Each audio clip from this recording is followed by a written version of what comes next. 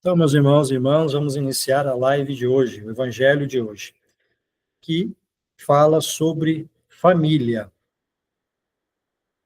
Então, de todas as associações existentes na Terra, excetuando naturalmente a humanidade, nenhuma talvez seja mais importante em sua função educadora e regenerativa do que a família, que ela representa a constituição de um lar, a constituição de uma família. É nela que a gente tem a possibilidade de aprender, ser educado, de a gente se regenerar em relação a atitudes erradas que nós tivemos no passado. Sabemos que muitas das vezes nós reencarnamos no seio de uma família, com irmãos que nós tivemos dificuldades em outras existências, às vezes nossos inimigos, às vezes pessoas que nós praticamos o mal para eles, ou vice-versa. Mas, enfim, a família, ela é a grande escola que a gente tem para ser educado e para a gente ser regenerado em relação ao nosso passado. Então, está aqui. Qual a melhor escola de preparação das almas reencarnadas na Terra? A melhor escola ainda é o lar, como vocês veem na foto ali. Um pai, uma mãe e duas crianças. Onde a criatura deve receber as bases do sentimento e do caráter. Ou seja, é nesse lar, quando é um lar com alicerce, um lar com pais que sabem da importância e da responsabilidade que eles têm com aqueles seres que eles vão estar colocando no mundo, onde eles vão estar ajudando a formar o caráter dessa pessoa. Ao contrário disso, quando nós temos lares que a sua base não é sustentada, infelizmente os nossos irmãos tendem a ter dificuldades, alguns se perdem no caminho por conta dessa falta de base. Na sua grandiosa tarefa de cristianização, essa é a profunda finalidade do Espiritismo. Evangélico no sentido de iluminar a consciência da criatura, a fim de que o lar se refaça e novo ciclo de progresso espiritual se traduza, entre os homens, em lares cristãos, para a nova era da humanidade. Isso aqui é um trecho de Emmanuel, do livro O Consolador. E aí, o lar. Vocês estão vendo aqui o pai, a mãe, uma menina um pouco mais velha e um bebezinho. E aí diz o seguinte, André Luiz, livro Nosso Lar. O lar é a instituição essencialmente divina e que se deve viver dentro de suas portas com todo o coração e com toda a alma. Ou seja, que o lar seja um local repleto de amor, de carinho, de aprendizado, de ajuda, de crescimento espiritual, formação de pessoas com caráter.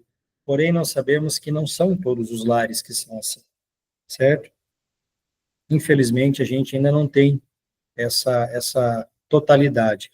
Mas muitos lares, como eu disse, são formados de pessoas que tiveram dificuldades em vidas passadas. Então, você imagina quando você une esses espíritos no mesmo local, no mesmo espaço, muitos não conseguem viver nesse ambiente. E aí acaba tendo a discórdia, a desunião, a desavença, às vezes a violência, um homicídio, uma violência física, enfim, uma série de situações aí. A importância do lar. Identifiquemos no lar a escola viva da alma. O espírito, quando retorna ao plano físico, vê nos pais as primeiras imagens de Deus e da vida.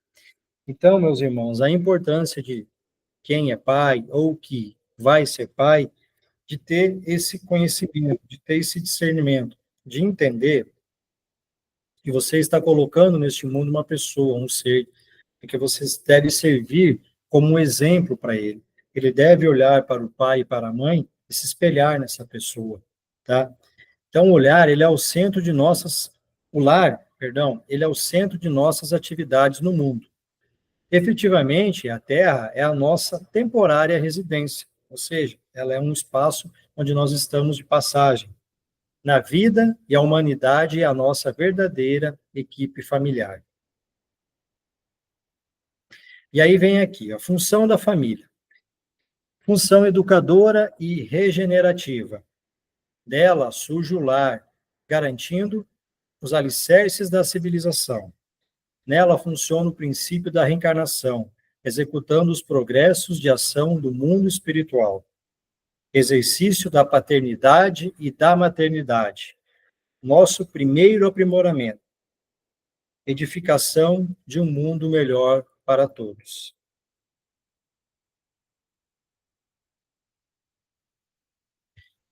E aí, aqui, continuemos. Formação da família, parentela corporal e espiritual. Nós sabemos que o corpo procede do corpo. O espírito já existia antes da formação do corpo.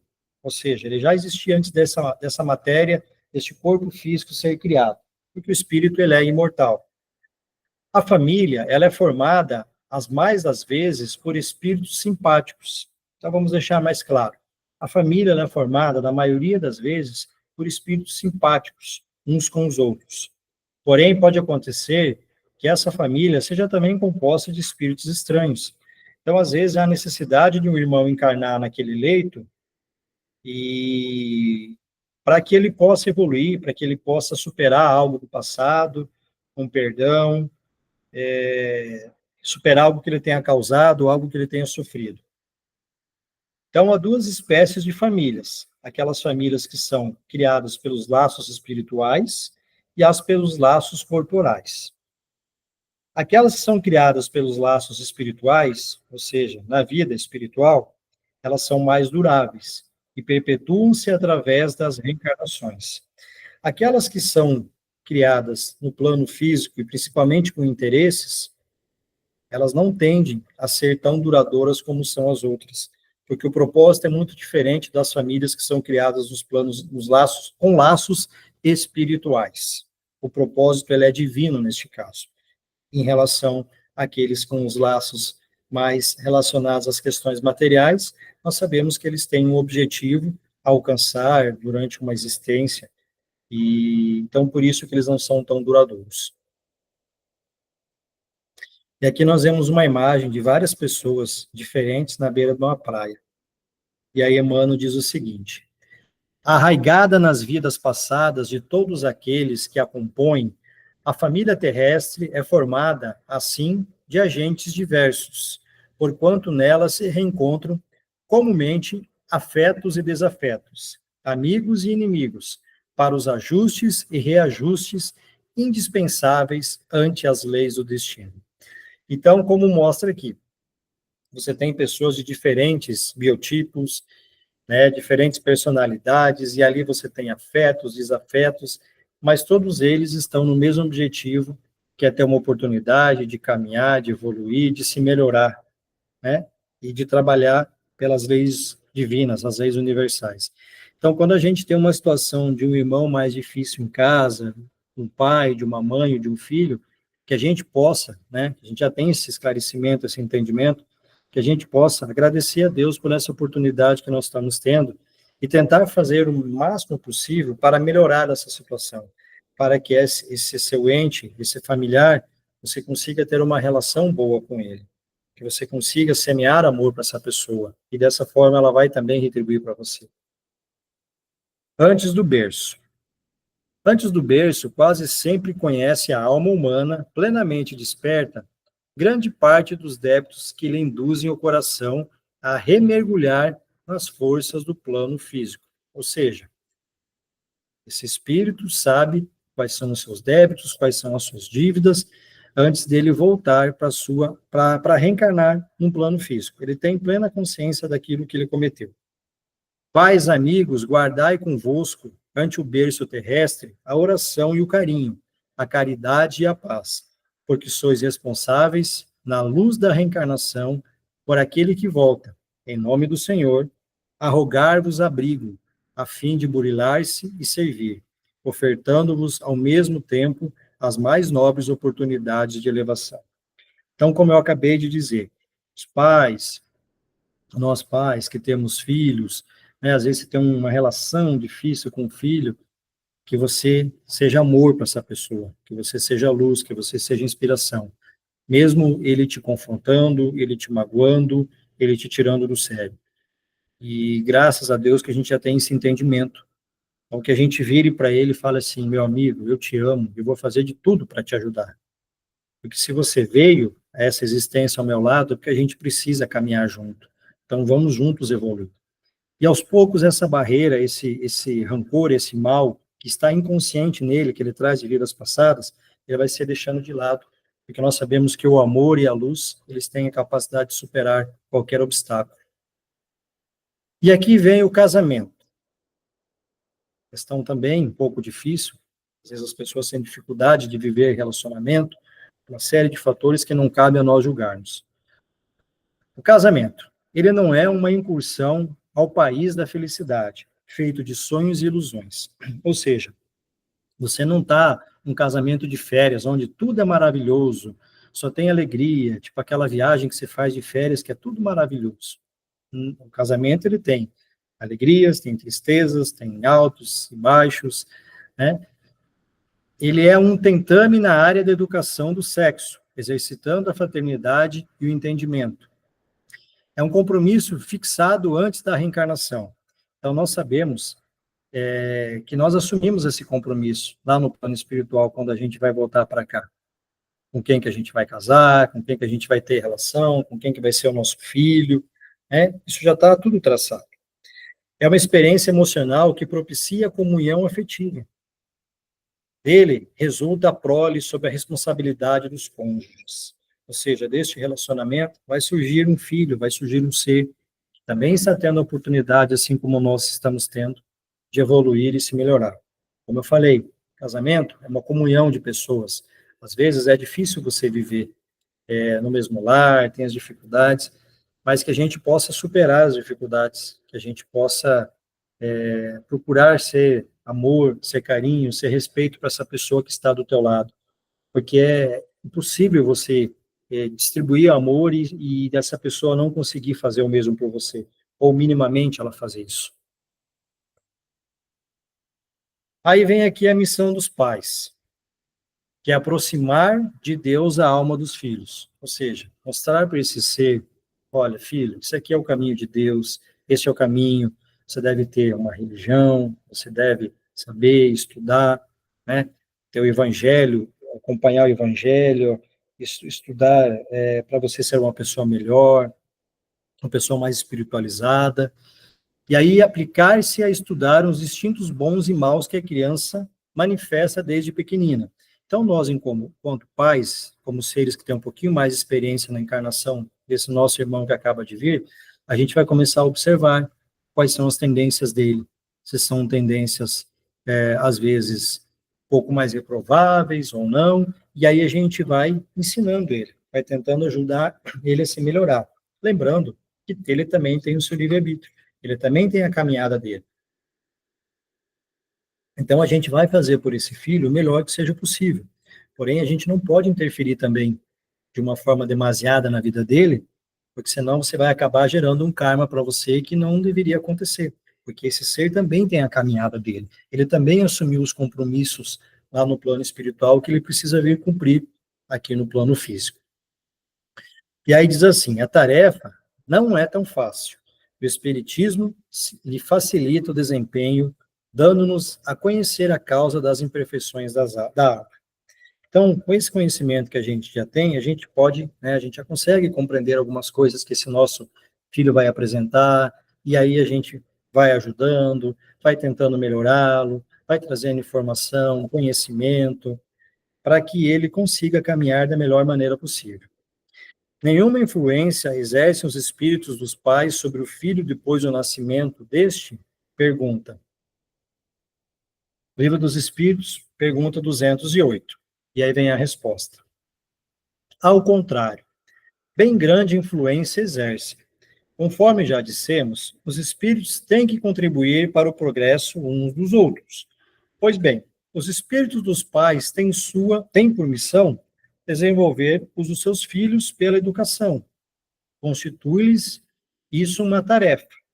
Tornar-se-ão culpados se vierem a falir no seu desempenho.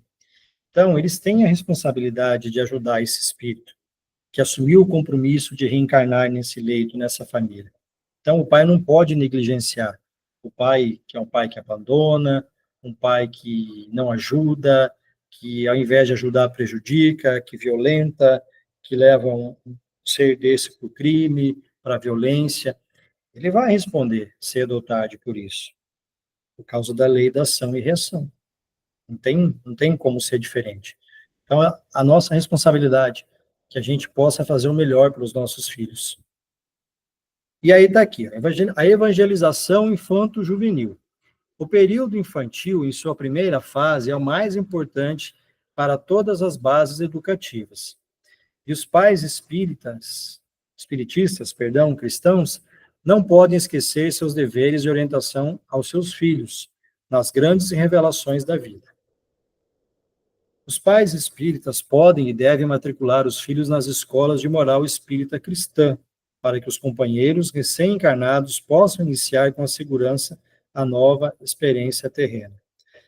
Se não for possível matricular o filho numa escola dessa, mas que você, enquanto pai, faça o seu papel, educando, lendo o evangelho com eles, orientando, explicando aquilo que é certo, aquilo que é errado, como devem proceder. Isso é a nossa responsabilidade. E aí tem agora a questão da responsabilidade dos filhos, que muda um pouco com o passar do tempo. Enquanto eles são crianças, que eles dependem da nossa ajuda financeira para morar, para se alimentar, para estudar, então nós somos os responsáveis maiores sobre eles. Porém, vai chegar um momento onde eles vão estar com estudo, vão estar com o seu emprego, vão estar com a sua casa, e nós, pais, estaremos mais velhos. Então, esse processo inverte. O filho passa a ter responsabilidade de ajudar, passa a ter que ter cuidado com esses pais lá depois de uma certa idade, certo? Ele também vai ter a sua responsabilidade e também vai ser responsabilizado se não assim o fizer. Se for um filho que abandonar o pai, que maltratar, que não tiver nem aí para esses pais. Então, diz assim, honrar a seu pai e a sua mãe não consiste apenas em respeitá-los, é também assisti-los, ou seja, ajudá-los na necessidade, é proporcionar-lhes repouso na velhice, é cercá-los de cuidados como eles fizeram conosco na infância. Sobretudo para com os pais sem recursos, aquelas pessoas que passam por dificuldades financeiras. Nós sabemos que muitos idosos, muitas pessoas com idade, chegam no final da vida sobrevivendo com um salário mínimo que é dado pelo governo e se encontram numa condição de saúde muito debilitada e aquilo que ganham, praticamente, eles gastam tudo na compra de medicamentos. Então, voltando lá. Sobretudo para com os pais sem recursos, e que se demonstra a verdadeira piedade filial. Então, que nós, filhos, também tenhamos esse entendimento de compreender que agora chegou a hora da gente ajudar os pais. Ajuda, dá uma força financeiramente, compra um remédio, ajuda com comida, certo? Para que eles também possam ter um final de vida mais digno. Problemas no lar. Enquanto as criaturas vulgares atravessam a florida região do noivado, procuram se mobilizando os máximos recursos do espírito. O assunto mais trivial assume singular encanto nas palestras mais fúteis. Mas logo que recebem a bênção nupcial, a maioria atravessa os véus do desejo e cai nos braços dos velhos monstros que tiranizam corações. Não há concessões recíprocas, não há tolerância e, por vezes, nem mesmo fraternidade. E apaga-se a beleza luminosa do amor quando os cônjuges perdem a camaradagem e o gosto de conversar. Daí em diante, os mais educados respeitam-se, os mais rudes mal se suportam. Por mais que se unam os corpos, vivem as mentes separadas, operando em rumos opostos. André Luiz, Nosso Lar. O que ele quer dizer? Que isso aqui, enquanto antes de casar, é só amor, é só alegria, é só felicidade, é só promessa de amor eterno. Porém, depois que se casam, com o passar do tempo, né, como ele disse, não há tolerância, e por vezes nem mesmo a fraternidade. não existe o diálogo, não existe o carinho, não existe o respeito dentro desse lar. Apaga-se a beleza luminosa do amor. Ou seja, eles estão ali por estar em corpo físico, porém as mentes estão em outros locais, às vezes pensando em outras pessoas, certo? E aí aquele relacionamento passa a ser um relacionamento onde perdeu o brilho para esses dois seres que ali estão. Cristo em casa. Cristo no lar significa a comunhão da esperança com amor. A sua presença produz paz e desperta a necessidade de auxílio. Com Jesus em casa, acende-se as claridades para o futuro. O que quer dizer isso, meus irmãos? Que a gente tem que ter Jesus, Deus, todo tempo, todo momento, dentro do nosso lar. A gente fazendo o evangelho, fazendo preces ao anoitecer, ao amanhecer, orientando nossos filhos a fazer o mesmo, que a gente possa fazer desse ambiente um local de paz e comunhão. E nós sabemos que um local, por mais humilde ou mais rico que ele seja, quando há a presença do Cristo, quando há a presença do Evangelho, esse local se torna forte, fortalecido, certo? Então, é um local onde existe amor, existe união, existe compaixão e respeito pelo outro.